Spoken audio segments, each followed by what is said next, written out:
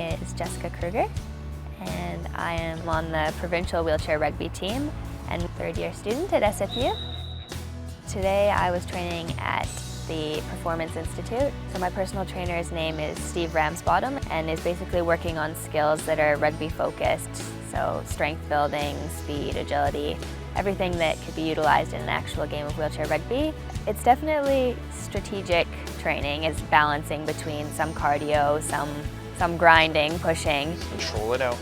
So the hallway is good just because it forces us to keep everything in alignment. We have asymmetrical injuries, so that narrow hallway forces me to match both sides evenly and strengthen the right side equally. Once a week we have like an evening scrimmage, which is just a for fun practice basically. It used to be called murder ball, but basically they sort of realized that that wasn't a very marketable name and they wanted it to be a Paralympic sport and to be taken a little bit more seriously, so they changed the name to wheelchair rugby. So basically you play on a regulation basketball court, and there's cones set up at either end of the court, and you basically have to have the ball in your possession and wheel through those cones. I remember the accident fairly well. I do not remember very much of the hospital at all, just because I was so drugged on morphine and in shock, obviously.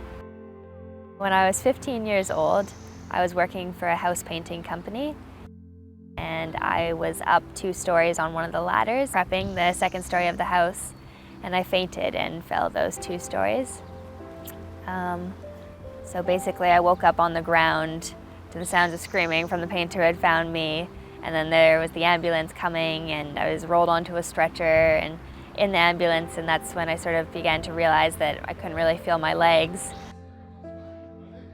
I didn't really have that initial grieving period like people expected me to have. I didn't feel angry when it happened. I didn't feel sad.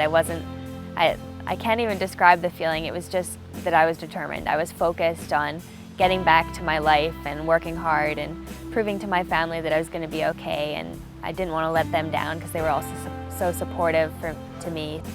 Good work today, Sandra. While I was going through rehab, obviously I'm surrounded by other people in wheelchairs, but it's not the same sort of community as the rugby community is. I mean, the wheelchair rugby community is what showed me that people in wheelchairs can travel, and people in wheelchairs find boyfriends and girlfriends and people that care about them, and they're fully capable of doing anything an able-bodied person is able to do, just in a different way, obviously.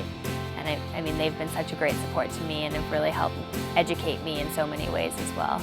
I think that my accidents opened a lot of doors for me. Beforehand, I had wanted to go into motivational speaking, but I used to joke that I had nothing motivational to talk about. Now I think maybe I do. I'm just as happy now as I used to be. I think the future looks good right now.